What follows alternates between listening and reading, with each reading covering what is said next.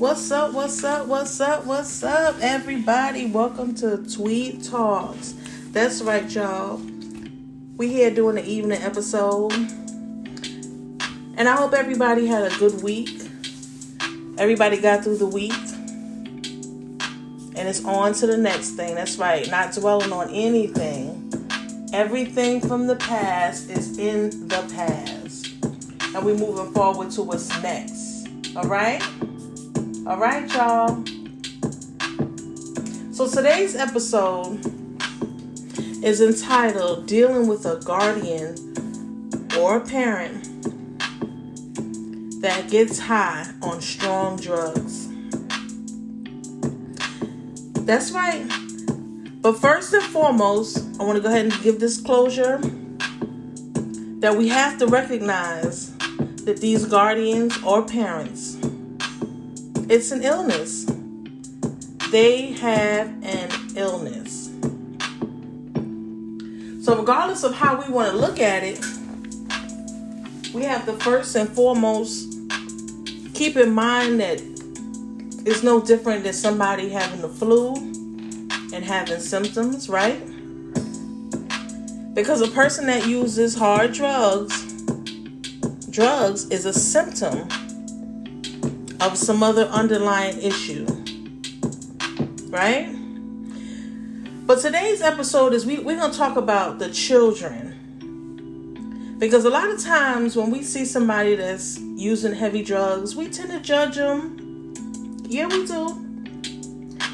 Even if we do it in a self-conscious and in an internal conscious way where we're not really saying that we're doing it.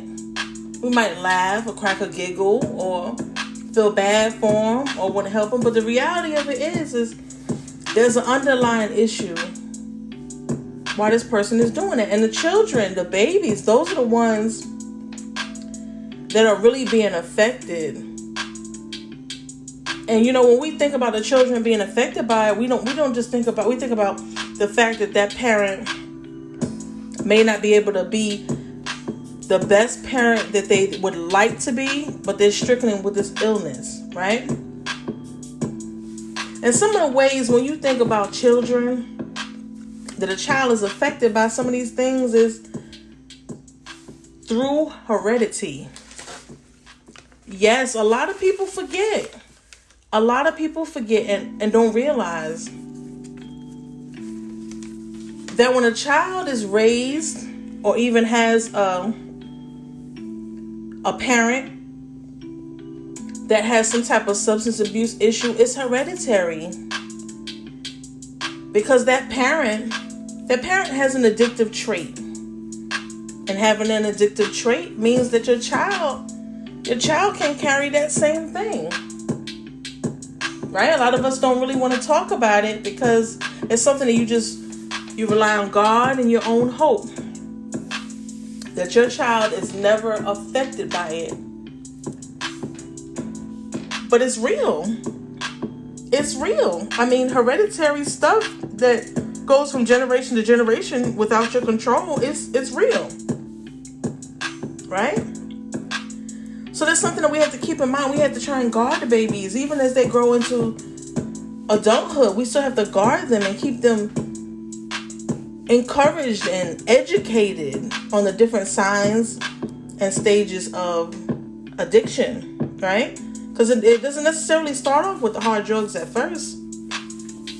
Everybody has smoked a little marijuana, the ganja smoke,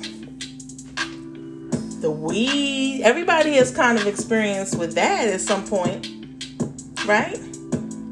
But for a child that has an addictive trait, it don't stop there. It starts there, but it's not going to stop there. Because they're always going to look for that extra high. Some highs get old. You know what I mean? That's an old high. That high don't get me high like I want to get high no more. Right? And then when we think about the children, we think about how it really deeply affects them. Self-esteem. I know what y'all saying. How can self-esteem affect the children? It does. Because I'm going to tell y'all, the era that we live in nowadays with these kids, y'all already know where I'm going. It's different. It's not the same as when us older people was growing up. Like when it comes to the teasing and the disrespect, it's hardcore. It's a lot for a child to deal with.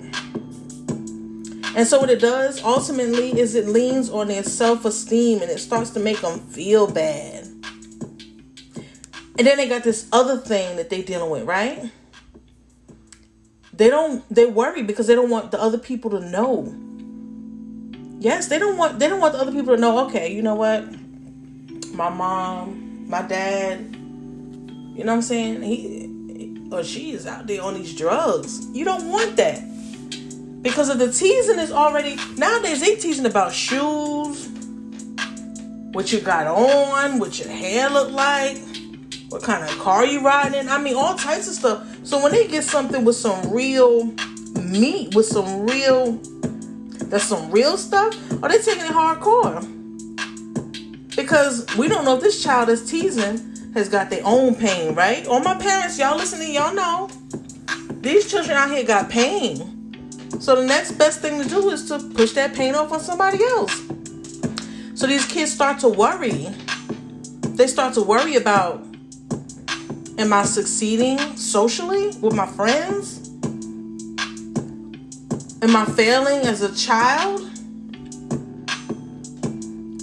You know, and they start to feel like, okay, did this parent decide to choose drugs over me? Like, am I that bad of a child? Do I not look like the child that this parent was hoping for? Or was I the cause of these drugs? Is my behavior too bad? Is my existence even the reason? Right? These are some of the things that... And sometimes the parent, when they're in the midst of their thing, they deep rooted thing, they're not thinking of, their mind is like somewhere else. So the parents that's in the situation, that can do it, that can hold this child down and keep this child thinking, okay, you know what? That is a part of my life, but it is not my life. Yes. You got to constantly tell this child, like, listen, this is a part of my life, but it's not my life. Because it weighs on them. That child is constantly asking, why me? Why do I have to have this parent that's so wrapped up in this lifestyle, they're not fully here for me? It happens. It happens. I was talking to a friend the other day, and I mean, I got some friends that have been stricken by the same thing, but they're successful. They went after everything that they wanted. They didn't let this situation hinder them. And this is what we want. This is what we want. Right? Because I think one of the hardest things that even in that conversation that we talked about was for that child to look and see the physical changes of that parent.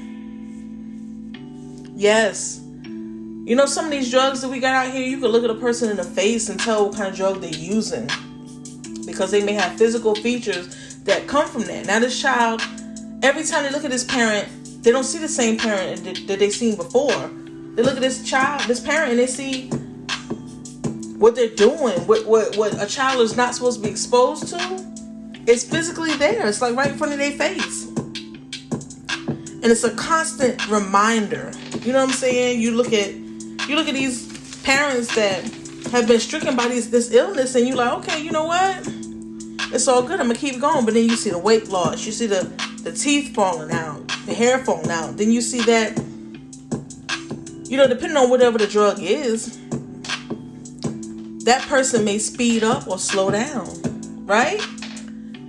Because y'all know we got uppers and downers out here. So if a person is on the upper, you're going to see them speed up. That child's going to notice that I can't even hold a conversation with you because you're speeding so hard. I can't even hold a conversation with you because you can't keep up to my conversation. You slowing down. That's when communication ends. That communication starts to dwindle. Because as an adult, we can keep it in mind, okay, this is the illness, and we can keep going and make the best of the situation. But children don't do that. A child cannot do, they don't have that capacity. The brain waves and the signals that they receive is on the right now. Get it done, do what I need to do, and keep forward. They don't have that ability like an adult can to keep striving through to get through to that person. And then y'all already know the biggest part that a child has to deal with is the embarrassment. They are embarrassed. They're embarrassed about their friends knowing about it. And sometimes they can even connect with the friends that have in the same situation. You know how bad that is? Think about it. Let's take some of y'all back to the days when you was riding around. Yeah. Y'all don't want to talk about that, huh? Y'all was riding around, chilling out, going to the club with your friends. Y'all drinking, smoking, having a good time. But guess what? You always wanted to hang out with somebody that was doing the same thing as you, right? Yes, you did. You wanted to hang out with somebody that was either smoking with you, drinking with you, clubbing with you, whatever you're doing. And for my old school heads that used to thug it back in the day, if you was thugging it, you want to hang out with somebody that's doing the same thing as you. So now what happens to these children is they start to connect with people that have the same pain that they do, which is a recipe for disaster. So I want to talk to my strong parents now. This is your job. Your job is to refrain from these children falling into that same pattern. Right? Because now the toughest part comes. That child is now experiencing the disappearance of that drug illness infected parent. Yeah.